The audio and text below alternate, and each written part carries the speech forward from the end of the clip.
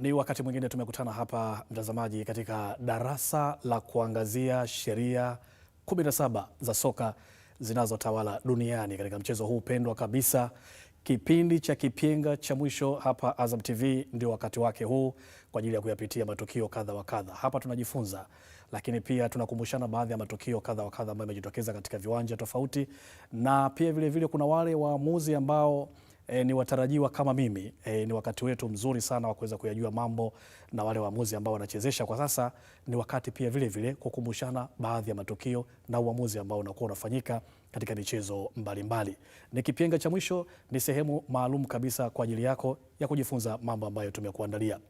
Mimi ni Omar Katanga, nitakuwa hapa kukuendeshea show hii, lakini ninao wataalamu wangu hapa. Ninaye Osman Kazi, lakini pia ninaye Omar Yusuf pamoja naye Ali Mkomwa.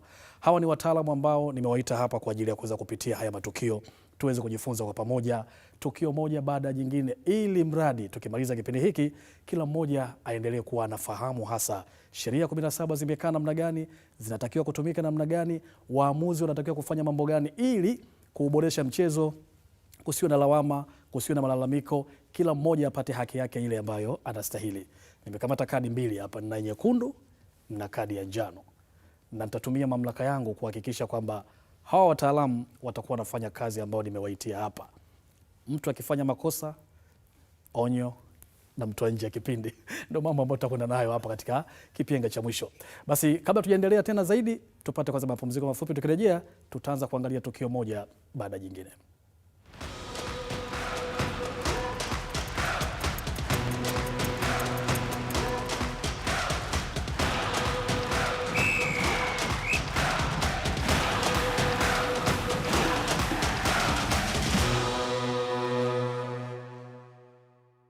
Muda umefika sasa wakiwa kuiangazia haya tulionayo. Karibuni sana wageni wangu, wataalamu wangu. Najua kwa vyovyote mmejiandaa vya kutosha kupitia tukio moja baada ya jingine.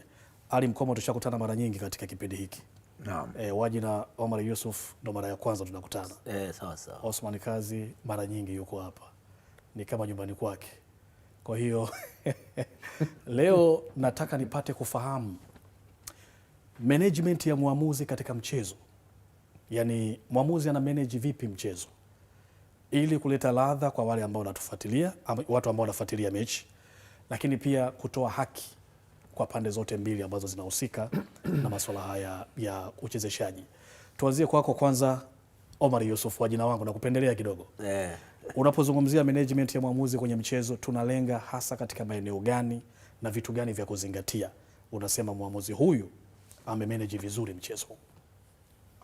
Kwanza mwamuzi anatakiwa kabla hajaufikia ule mchezo wenyewe, anatakiwa amejiandaa vya kutosha kabisa. Amezisoma timu zote mbili zile, bwana, timu hii ina mchezaji gani mkorofi, timu hii ina mchezaji gani mkorofi. Kwa hiyo ukishazijua na ujue lazima hii timu inachezaji na hii inachezaji, wanapenda sana kutumia michezo gani. Kwa hiyo mwamuzi unapoingia uwanjani kwenda kuchezesha ile mechi, tayari ushazicontrol timu zote mbili, unajua hizi timu zinatumia mifumo gani. Penda sana mchezo wa nguvu, zinatumia sana mchezo laini, unaona bwana. Kwa hiyo kwa wanataka kutumia mchezo wa nguvu, unawachia sasa nao watumie michezo yao ya nguvu, lakini isiwe inamuasili mpinzani. Unaona bwana, ili kuweka ladha ya ule mpira. Unajua mpira haupendezi muda wote filimbi tu mara tie, unaondoa ladha hata kwa wale watazamaji. Mpira lazima kuna matumizi ya nguvu, lakini yasiwe na athari. Inatakiwa lazima watu watumie nguvu, lakini matumizi ya nguvu ambayo yasiwe na athari yoyote ya kumdhuru mwenzio. Kwa hiyo kuna kipindi inatakiwa wachezaji lazima uache pale panapotakiwa kutumia nguvu, mtu atumie nguvu, waenjoy. Pale panapotakiwa kutumia akili, mtu atumie akili. Pale maana mpira una BB 3 ujue: ball brain, ball control, ball stamina, au ball balance ile, au ball balance. Lakini katika hivi vitu vitatu, vitu viwili vinabebwa na ball brain, akili. Akili ndio vinabeba vitu vyote hivi vitatu hivi.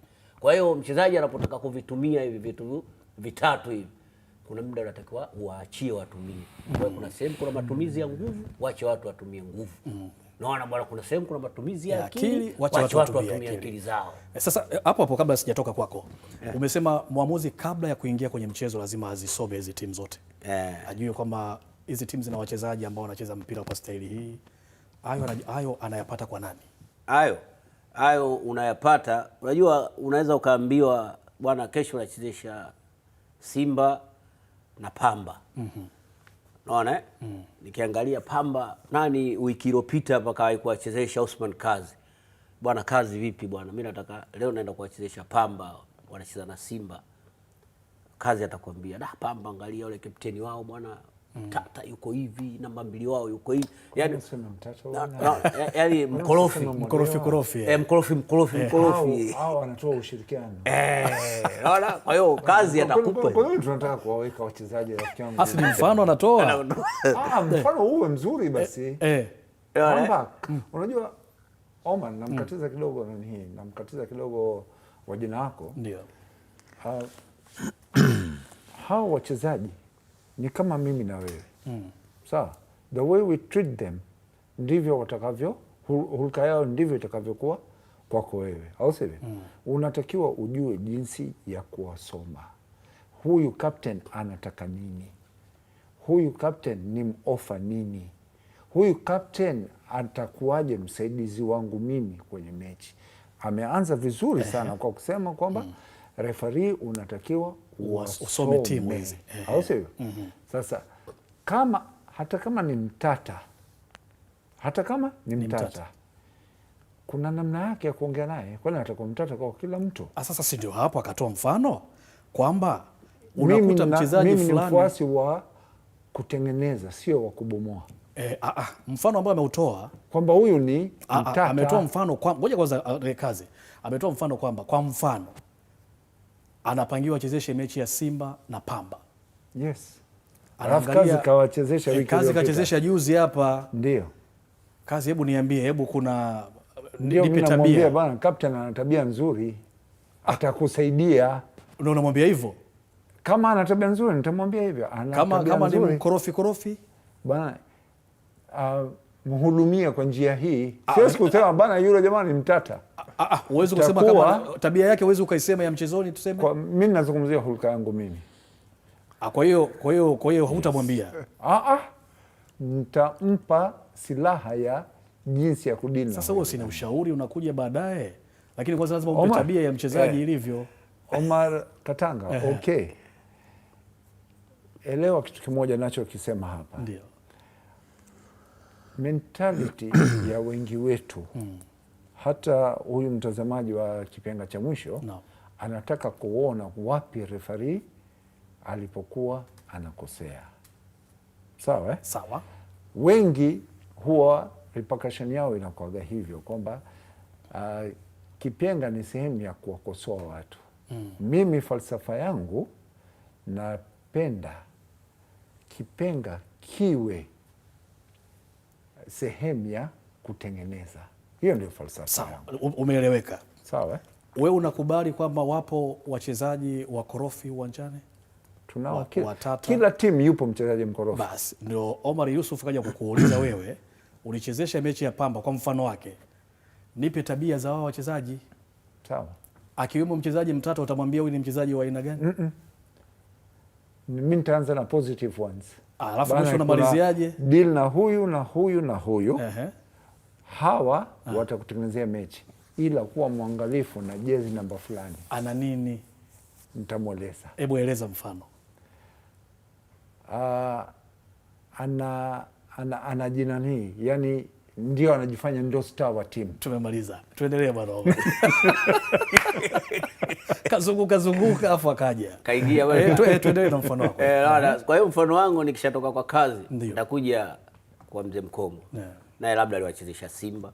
Na nitamuuliza vile vile. Unachota maana. Nachota. Kwa hiyo kisha chota mimi nitaingia uwanjani, nitajua kabisa kwamba naingia kuna mchezaji huyu ana tabia hizi, huyu ana tabia hizi. au timu hii kwa ujumla ina tabia fulani, au timu hii kwa ujumla ina tabia fulani.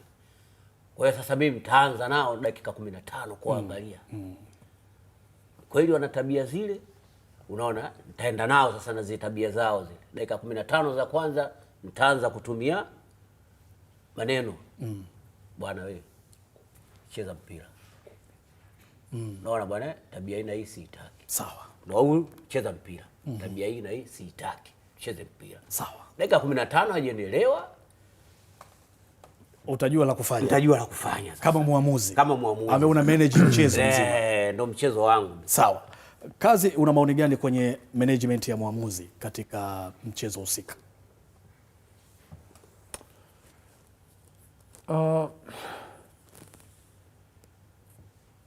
Labda niseme kitu moja kwamba management of a game inabeba taswira kubwa sana.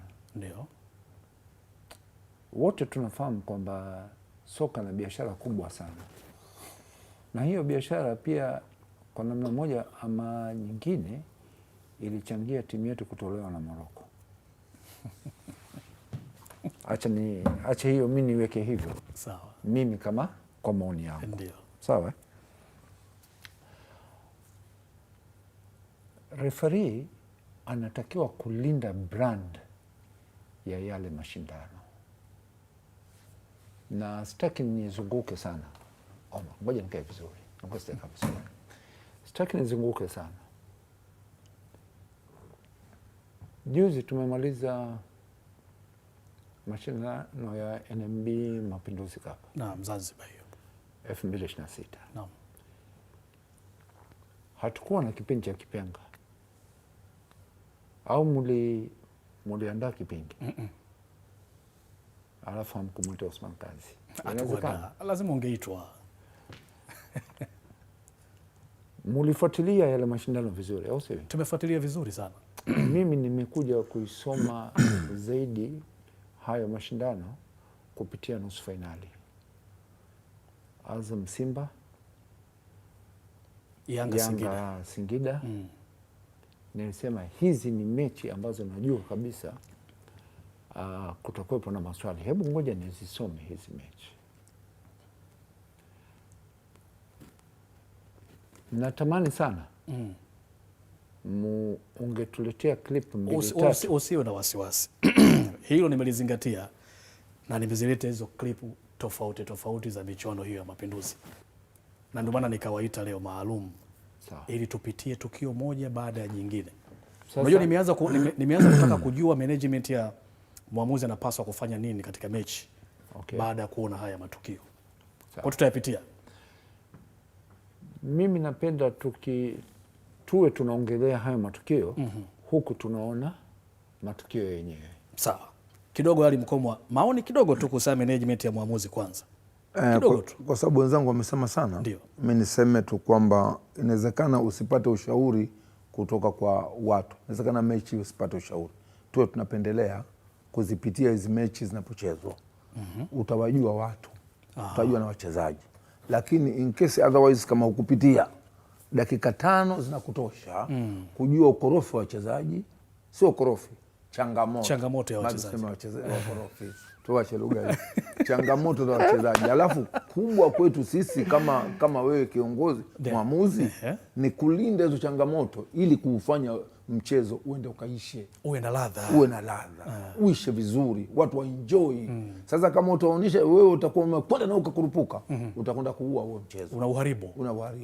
Sasa nawakaribisha. Tunayo matokeo mengi tu hapa ambayo nimeandaa. NMB Mapinduzi Cup. Tuanze kwanza na tukio la kadi. Huyu ni beki wa Young Africans. Tuliangalia kwa makini ili tukio, halafu mniambie. Tuliangalia kwa makini sana.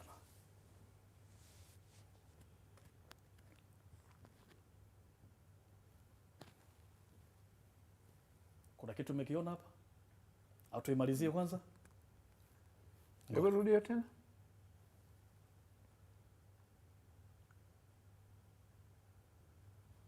Shadrack Kiboka.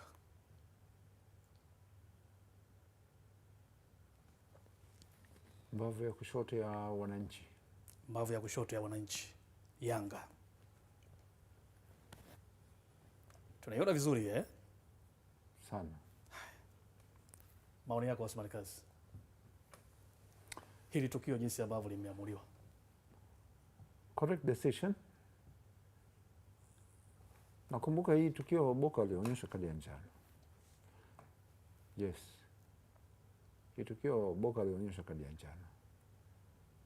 Mwamuzi Msomali, maamuzi aliyochukua hapa yalikuwa sahihi kabisa. Kwa nini?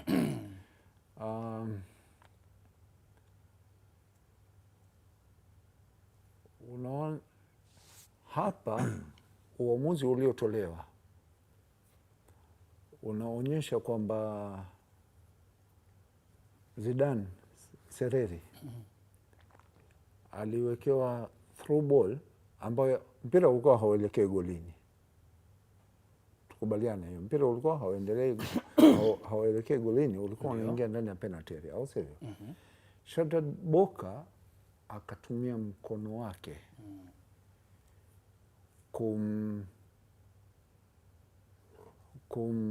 distract kwa kumzuia upande wa usoni kwake. Sasa sheria inatuambia tukio kama hili linapotokea na mkono ukaenda eneo la uso wa mchezaji, tunahatarisha maono ya mchezaji aliyefanyiwa hicho kitendo. Kwa sababu macho yapo usoni. Ule mkono ungeweza kumathiri hata kwenye jicho lake, ukamsababisha asiendelee na mchezo. Sawa? Ndio. Na kitendo cha kutanua mkono ni kitendo cha makusudi. So Shadrack Boka hapa directly alistahili kuonyesha kadi ya njano. Kwa hiyo management ya mwamuzi hapa ilikuwa fair enough kwa mtu aliyechezewa foul. Free kick kuelekea lango la Young Africans, lakini na kadi ya njano kwa Shadrack Boka. Kwa hiyo tukitizama mfano wa tukio hili hapa, halafu tuje katika jinsi Msomali alivyo handle hii mechi, naona kwamba alikuwa na misimamo, na mechi ya finali inahitaji mtu mwenye misimamo. Kwa hiyo kwa tukio hili hapa kuna maoni tofauti? Hapa ni halali? Mimi halali kabisa. Halali kabisa. Sawa. Sasa tuangalie tukio jingine. Dickson Job, mlinzi huyu wa Young Africans, mechi hiyo hiyo dhidi ya Azam FC, fainali michuano ya Mapinduzi.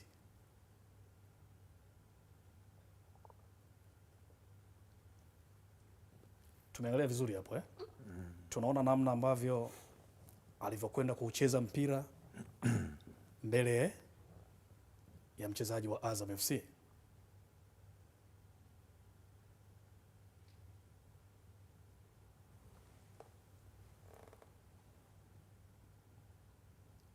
Mwamuzi akaja akaonekana mchezaji wa Azam amefanyiwa madhambi. Hapana. Anaonekana itizame vizuri hiyo clip. Haijaonekana kwamba mchezaji wa Azam amefanyiwa madhambi. Hii tukio mimi nalikumbuka hili. Anaonekana yeye ndo kafanya madhambi sasa. Kamchezea foul Dickson Job. Na iliwekwa free kick kuelekea lango la Azam. Kwa hiyo technical bench mwangalie kocha msaidizi yule kule aliyekaa pembeni, huyo anayenyanyuka anapinga maamuzi, lakini awali ukianza ukianza mapema utaona alikuwa anapiga makofi baada ya filimbi, yaani baada ya mpira kutoka nje utamwona alikuwa anapiga makofi. Angalia kule kwenye benchi, mwangalie huyo anapiga makofi. Nini Kwa nini anapiga makofi? Kwamba shambulizi hiyo jinsi lilivyoenda, wamepata throw in kuelekea lango la Yanga. Sasa hapo hapo reaction inabadilika, wanashangaa why foul, imekuwaje maamuzi haya imekuwa. Na kiukweli kabisa sijui kwa wenzangu, lakini mimi sijaona foul hapo. There's no foul. Mzee Mkomo, mimi sijaona foul. Hakuna foul. Mimi sikuona foul. No. Sijaona foul hapo. Omar, hapo hamna foul. Hapo hamna faulu. Sasa kwa hiyo maamuzi alikuwa sahihi. Unakumbuka nilichokwambia mara ya kwanza? Hakuwa sahihi. Hakuwa sahihi. Kwa kuacha kuwa yes, ameamua faulu hapo. Yaani manake mna tofautiana naye. Yes. Mimi hapana. To me there's no foul. Sawa. Najua wote mmesema kwamba haikuwa. Lakini mwamuzi yeye akaamuru kwamba hii ni foul. Kuna tukio jingine, mshambuliaji wa Azam Kitambala Jefte, tukio hili dhidi ya Dickson Job, mwamuzi anakuja, Jefte anashangaa kwamba imekuwaje.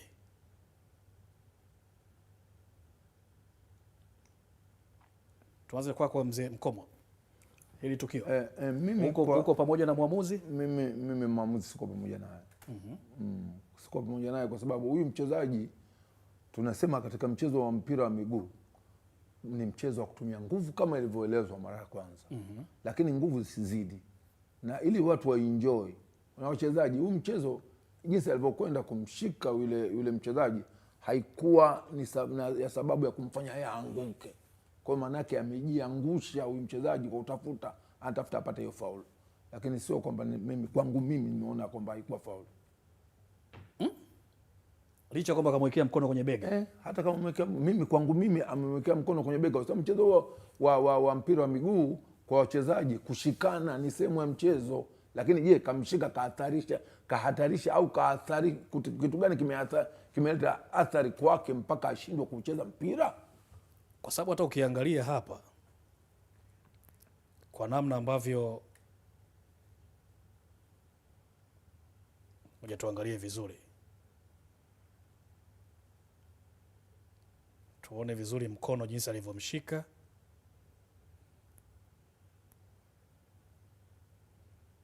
Alafu unasema ameanguka, yani ameangukaje? Kwamba hili ilikuwa ni soft sana. Mimi kwangu mimi soft. Kwa sababu wachezaji kutafuta namna ya kupata faulu ni mbinu za wachezaji.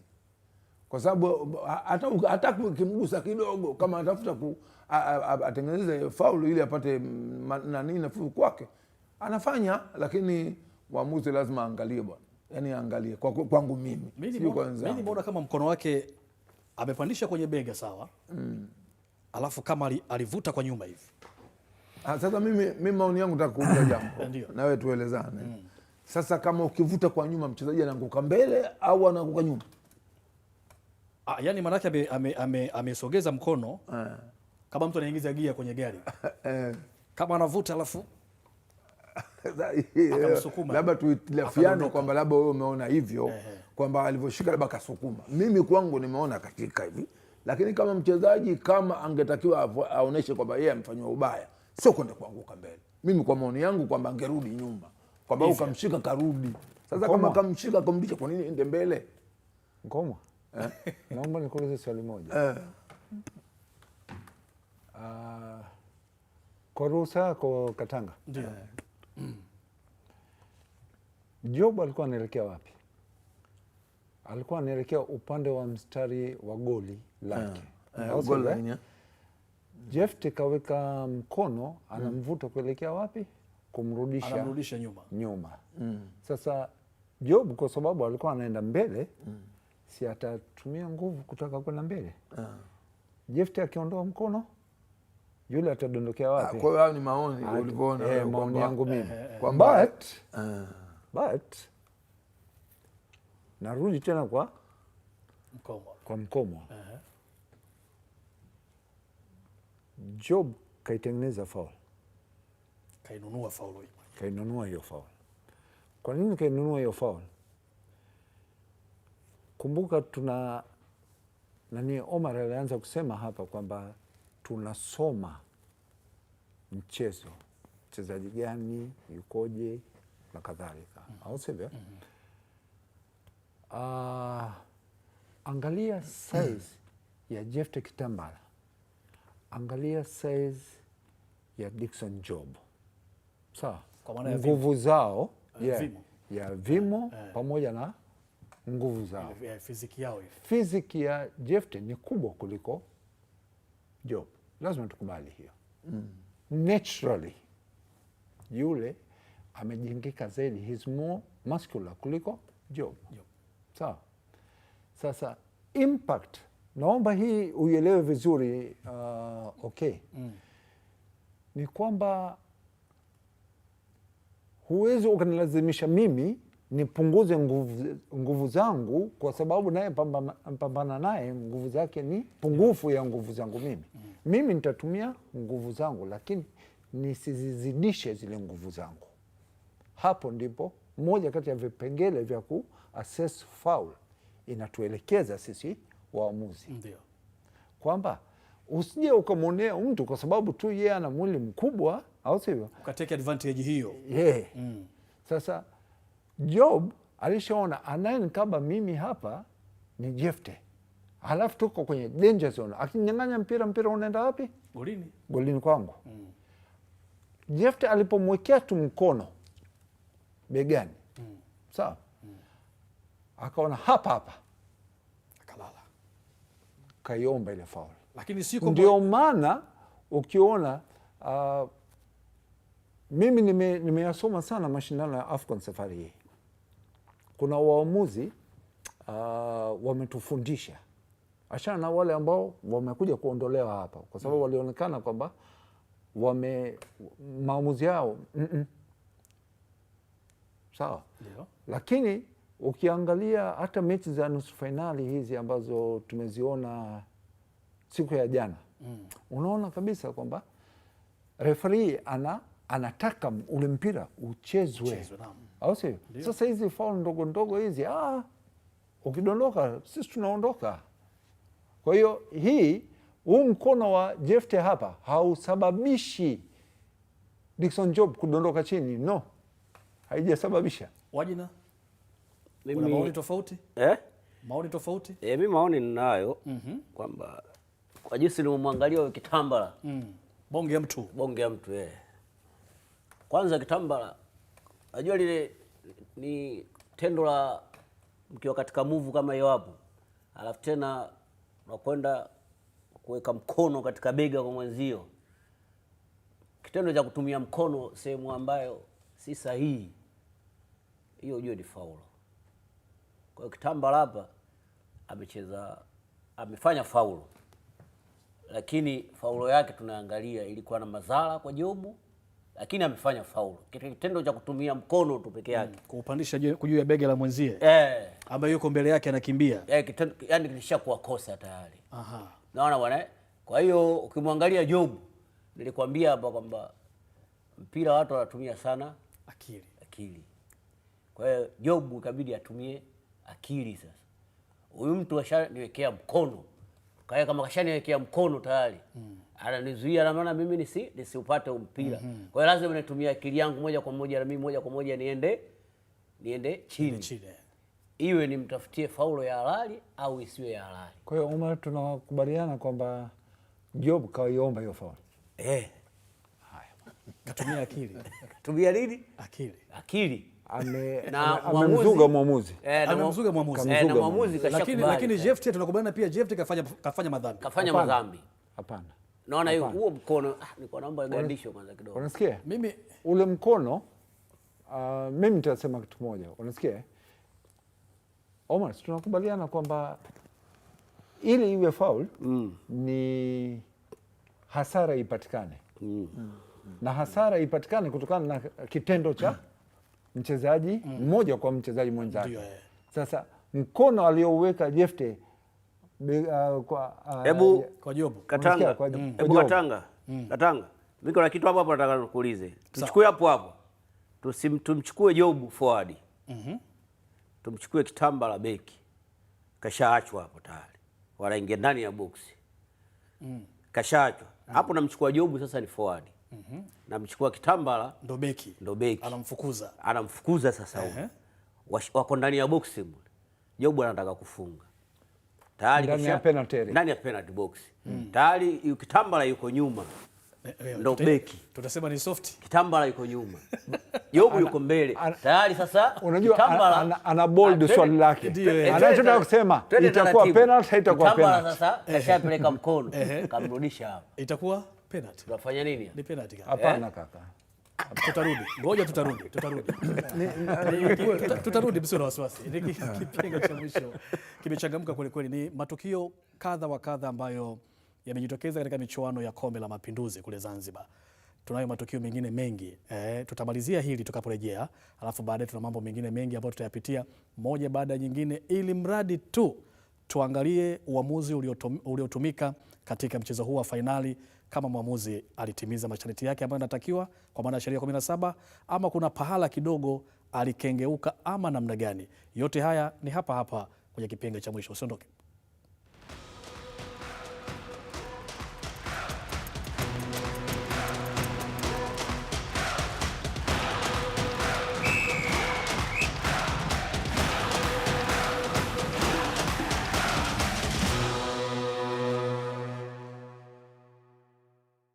Karibu tena. Sasa tunaendelea. Mimi ni Omar Katanga, nipo na wataalamu wangu katika masuala ya uamuzi. Osman Kazi, mwamuzi mstaafu wa FIFA, lakini naye pia Omar Yusuf pamoja naye Ali Mkoma. Wote hawa kwa pamoja ni kuhakikisha kwamba tunapata kupitia matukio moja baada ya jingine.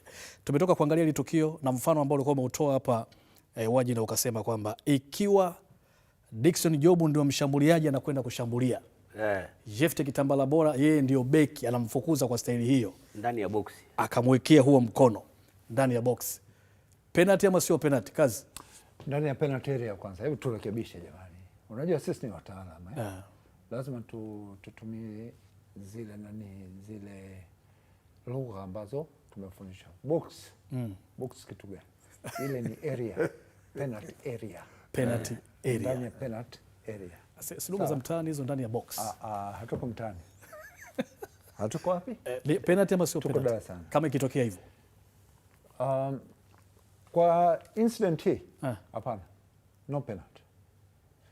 Omar, naomba tukubaliane kitu kimoja. Sawa? Tuna hukumu kitu gani? Madhambi. Kitendo cha mtu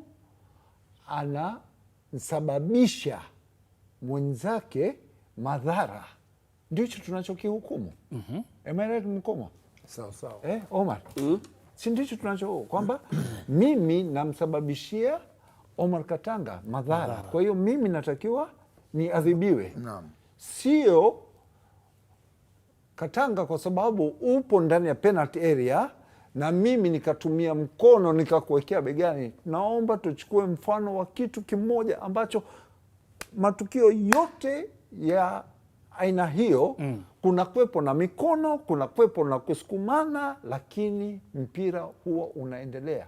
Corner kick, are there holdings? No holdings kwenye corner kick. Watu wanashikana, hawashikani? Wanashikana. Na mara nyingi wanaoshika ni nani? Madefenders kwa zuia. Zinawekwaga penalty kila mara. Hakuna penalty. Hakuna pushing kwa kutumia bega, kwa kutumia sijui nini. Zinakwepo, hazikwepo ndani ya penalty area wakati wa upigaji wa kona. Kwa hiyo mshambuliaji anakwenda kushambulia, yes, beki anamfuata nyuma. Tunaangalia kitendo kile kilichofanyika pale, kweli kina impact ya kusababisha hapa tutoe maamuzi haya. Ilitokea kwenye mechi ya Tanzania na Morocco. Exactly. Ile kwenye mechi ya 16 bora ya Morocco na Tanzania, Idi Seleman Nado alisukumwa. Kataeni. Ni kweli. Hapa kuna mtu kasukumwa? Yuko mtu hapa kasukumwa? Kadondoshwa na nini huyu bwana? Kaomba. Job hapa kaomba. Ile Nado kasukumwa kabisa. Msije mkawa mnamsemea nani Jobu nani kichwani, mnamlisha maneno kwamba kaomba. Ameomba wakati it's a kasukuma. fact, unasikia nani? Bahati nzuri hapa hakuna wakupepesa macho hapa. Hapa sisi tunanyosha. Mtu tutamwambia ukweli, kaiomba hii foul kwa sababu anajua mgongoni hapa yuko kitambara, huyu namondokaje hapa? Kwa hiyo kaona sikaniwekea mkano, acha niende chini nipate free kick kuelekea. Sio kila kudondoka jamani ni foul. Hapana, sio kila kudondoka. Mimi mkisema nyinyi waamuzi na hilo labda nikwambie kwa ufupi, Bwana Katanga, wewe mwamuzi pia sasa hivi ndio na una experience ya mambo kabisa, kwamba sasa unataka kuwalea hao waamuzi. Yani maana yake kuwalea sio kwamba tukawapeleke kama watoto wetu, ni kufanya nini, advising, ili mradi hawa hawawezi kubadilika, kwa vitu kama hivyo wakivisomea watafika mahali wata improve. Sawa, mind you Katanga, 2027 tuna jambo zito hapa nchini. Ndio, tuna AFCON ya pamoja. Tunampeleka nani kuchezesha pale? Lazima tuwaandae kina Rajiga, wakina Msomali, lazima tuwaandae. Tunahitaji tuwaone wakichezesha AFCON. Brother, AFCON hii hapa majirani zetu wamepeleka waamuzi. Sisi zamu yetu itakuja. Katanga, kuna penalty sisi tulipigiwa na Uganda. Wakakosa Uganda jioni. Alan Okello. Nani alicheza ile foul? Beki wetu namba 2 alicheza kama ana mvimbi. Ndio. Haina tofauti na hiyo. Penalty tumepigiwa. Kwani? Tumepigiwa hii, umeona hiyo? Omar, nikuulize swali moja. Kila maamuzi yaliyotolewa kwenye mechi yalikuwa sahihi. Mbona sisi hatukupewa penalty hiyo ambayo anasema kwamba nani Okello alichezewa hiyo foul, au sivyo? So alikuwa sio Okello. Okay. Okello ndio alipiga ile penalty. Uganda alichezewa hiyo foul, au sivyo? Kwani Nado hakuchezewa clear foul? Sawa. Sasa kwa sababu ni maoni mseto. Of course. Nyinyi ni wataalamu. Mnatoa maoni mseto, kila mmoja anatoa maoni yake. Huyu anaona hiki, huyu anaona hiki. Kwa mimi Jephte Kitambala Bora amefanya madhambi.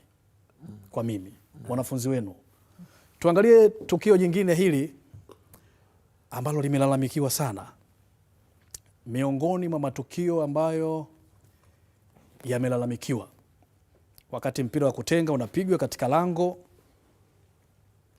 la Azam. Mohamed Hussein Zimbwe ndio huyu ametenga mpira, na shusha pumzi kwanza. Angalia tukio ambalo linakwenda kutokea kwenye penalty area. Mambo ya kusukumana yale ambayo mko nazungumza hapa. Mambo ya kusukumana na mwamuzi yuko pale pale. Tukio linalolalamikiwa hili hapa. Kiwiko hiki kimepigwa. Ibrahim Baka amemtandika brother, tusitake kuna ni hii hapa bana. Hii haihitaji maelezo. Yeye ana mjadala sana. Uamuzi wake red card. Straight red card. Labda mimi hapa nikuombe kitu kimoja. To discuss kwa nini Ibrahim Baka hakuonyeshwa kadi nyekundu. Naomba ianze upya hiyo clip. Kwamba kwa nini hakuonyeshwa?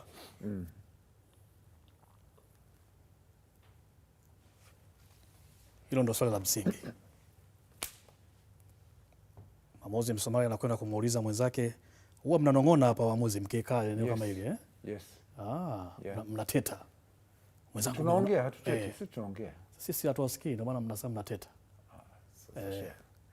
Kwa tukiwa karibu pale tutasikia. Hilo. Labda niseme kitu kimoja. Hivi hapa kuna ugawanyo wa majukumu ulitakiwa ufanyike kwa waamuzi? Yes, kwenye timu ya waamuzi. To me, referee pale alikuwa sahihi. Alikuwa anapanga 10 yards. Sawa? Sasa wakati mwamuzi anaenda kupanga 10 yards, kuna wasaidizi wake wengine 3 kwenye kwenye mfumo wa haya mashindano yetu, sawa? Hawa waamuzi watatu unadhani wanafanya kazi gani? Ni kumsaidia mwenzao, kumsaidia kwa kila kitu kinachoendelea ndani ya uwanja wa mchezo. Kwa hiyo Somalia alikuwa anapanga defensive wall, assistant namba 1, assistant namba 2, fourth official. Okay, haijatolewa red card hapa, sawa? Hii tukio lilitokea upande wa assistant namba 1, sio? Kama ilitokea upande wa assistant namba 1, mwamuzi angepata ushauri wa assistant namba 2, angepata ushauri wa fourth official,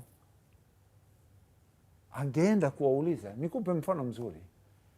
2005 CCM Kirumba, inanitia huzuni kidogo, lakini ndio maisha. Hata sisi wote tutayapitia haya.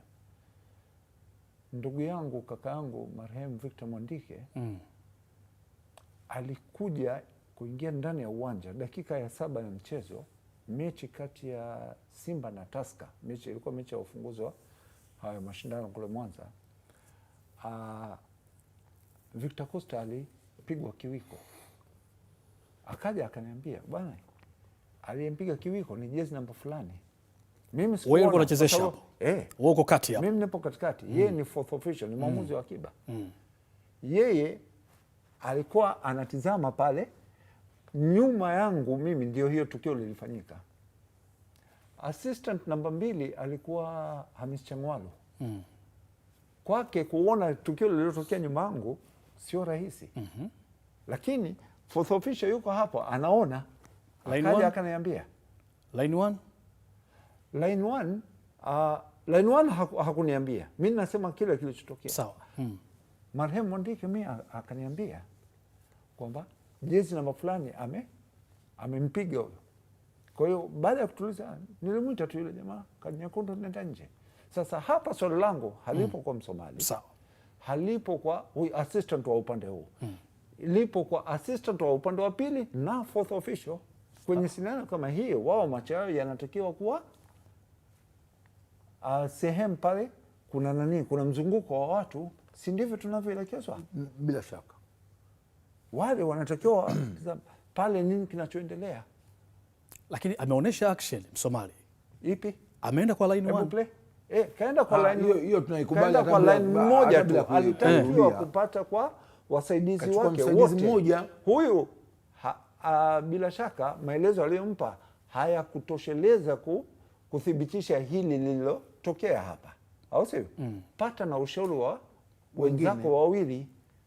Kwa mantiki hiyo, nyie hamjaona? Kwa mantiki hiyo, yes, mwamuzi Msomali halaumiwi kwenye hili.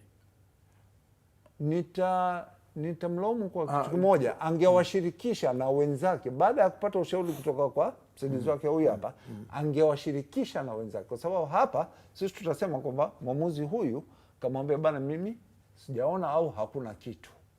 Sawa, kujitosheleza, pata ushauri wa wenzako. Kwa hiyo mwamuzi anapaswa apate ushauri kwa wenzake wote watatu. Exactly, it's a team. Sasa kama nimekufuata wewe Mzee Mkomwa, nikakuuliza umeona nini? Ukasema sijaona kitu, unaenda kwa mwingine. Ukiniambia nimeona kitu, red card. Kwa nini nisiende kwa wengine tena kuuliza? Kama huyu kathibitisha kwamba ameona na mwamuzi anachezesha mchezo kwa kushirikiana na wenzake. Sahihi kabisa. Sahihi. Amekuambia nimethibitisha, kampiga kiwiko. Na haja kumuuliza mwingine. Sasa anakwambia sijaona kitu. Sawa. Naenda kwa mwingine. Kwa hiyo kwa maana hiyo ukubaliane naye. Sio kukubaliana naye. Yeye hajaona kwa position. Amekaa mahali pabaya. Omar, hebu tukubaliane kitu moja. Hapa mimi nilipokaa. Au sio? Na naweza kumwona usoni Mkomwa? Hapana. Nani? Omari, naweza kumwona usoni? Huwezi kumwona. Lakini nawaona sideways. Yeah. Wewe na kuona usoni sikuona. Tunaonana. Kwa hiyo ni different angle. Mimi nakubaliana na nyie. Kwa hiyo hoja yangu, mwamuzi kuwa kwenye ile eneo kwake ilikuwa sahihi kutokana na incident iliyokuwepo. Mimi nakubaliana na nyie. assistant wa upande wake ana majukumu karibia matatu pale. Mmoja, kwanza ahakikishe kwamba yuko sambamba na second last defender, kwa sababu free kick inaenda kupigwa, au sivyo atatakiwa kukamata offside na vitu vingine. Halafu nyingine ni kuangalia upande wa fourth official pia. Bwana, hakuna substitution au kuna ishara yoyote fourth official anatoa. Sawa. Nyingine, je, kuna jambo linaweza kutokea? Lakini sasa ukiangalia nature ya hii tukio, unaona kabisa kwamba kuna mkusanyiko wa watu. Hicho kiwiko kilipopigwa, au sivyo? Kuna watu walikuwa upande wa nani? Wa huyu assistant referee, anaweza asione clear, lakini assistant referee wa upande wa pili pamoja na fourth official, hiyo tukio wanaiona vizuri, kwa sababu hiyo tukio wanaitizama kwa upana hivi. Mimi sawa, kazi shukrani sana Mzee Mkomba, pia waji na hoja yangu mimi katika hili. Mimi nakubaliana na nyinyi kabisa kwamba mwamuzi wakati kwa tukio ambalo yeye kuliona anapata usaidizi kwa wenzake. Kubaliana na mimi bado sijaongelea. Nakuja kwako kwanza. Anakwenda kupata usaidizi kwa wenzake, hiyo nakubaliana na yeye. Sawa.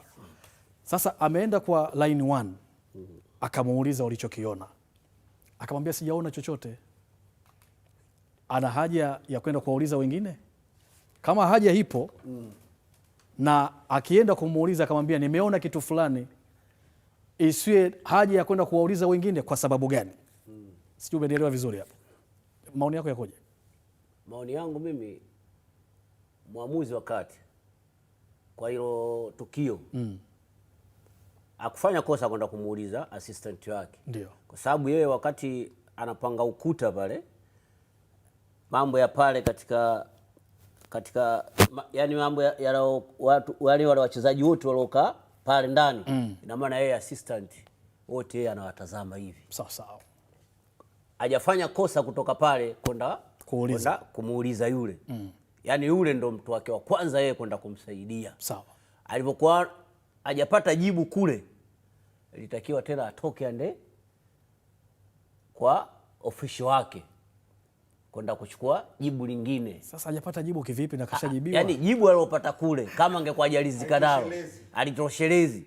Na maana yeye hajalizika nalo, ilitakiwa aende kule, au yeye ilitakiwa yule official kama kaona, ilitakiwa yeye asimame tu pale kwenye mstari, amwambie huyo assistant wake, bwana mwite yule. Yule angeniosha flag. Na maana angeniosha flag yule kule angeona, na yule angeniosha flag, bwana nenda kule unaitwa. Basi kwa mantiki tuseme waamuzi wote hawakuona. Unaona bwana, nenda bwana. Kwa hiyo mimi amethibitisha ili yeye kuthibitisha kwa mtu mmoja, kuprove kwa mtu mmoja. Mimi namalizia. Mimi namalizia kwamba mwamuzi hapo naweza nikampa makosa au naweza nisimpe makosa. Naweza nikampa makosa, kwa nini hakwenda kujiridhisha kwa wengine? Kwa nini kule hajaenda kuuliza? Na siwezi kumpa makosa, kwa nini kama yule kweli kaona asimuite? Kwa nini yeye asimuite? Shukrani. Hiyo ndio point. Umemaliza. Hiyo ndio point. Kwa nini kama kaona yule? Kwa nini yeye asimuite? Bwana mimi nimeona kuna kitu hiki na hiki na hiki. Osman Kazi hapa katuambia Victor aliona marehemu akamuita. Na alikuwa fourth official, aliingia uwanjani. Unaona, Victor alikuwa official ndani ya uwanja kwa sababu ilitokea vurugu. Lakini sasa hakuniita Victor. Ni vurugu ilitokea ndani. Akaja yeye. Akaja kwenye kutuliza, ndo ananiambia jezi namba fulani. Ndo kafanya 1 2 3. Sasa yule alitakiwa huyu amwite. Lakini Katanga mimi nakuongezea. Hilo kosa hapo lilofanyika hapo, yule assistant kaona, hata yule referee yule kaliona. Kwa mimi nakwambia kweli brother, nisikilize vizuri kwa. Sawa, malizia. Hapa hisi katika uchambuzi. Ndio, malizia. Mimi nakwambia yule assistant hilo swala hilo kaliona. Hata yule referee mimi naweza kusema kaliona. Kwa nini naweza kukwambia kaliona? Angalia wakati, ngoja dakika moja tu kakazi. Angalia wakati referee wakati alipopanga huo ukuta. Wewe angalia wakati kabla tukio hajaangalia tayari yule referee alikuwa kasha, kabla tukio halijapanga panga ukuta kaweka hivi. Wakati huo kampa kichogo assistant na pale aoni. Kwa ile vurugu aoni. Ile vurugu pale wakati pale bado halijatokea ile tukio. Kashageuka karudi hapa sasa. Kaka hivi sawa. Tukio kule ndo linafanyika. Mbele ya macho yake. yani hapa kasharudi, ukuta ushapangwa, kashaweka huku pale, tukio sasa ndo linafanyika bana, ndo mtu anapiga anakwenda chini. Lakini nani atamfunga paka kengele? Nani atamfunga? Tumalizie na tukio moja la penalty. Hili tukio litakuwa tukio letu la mwisho kwa leo. Tuangalie kwa makini sana.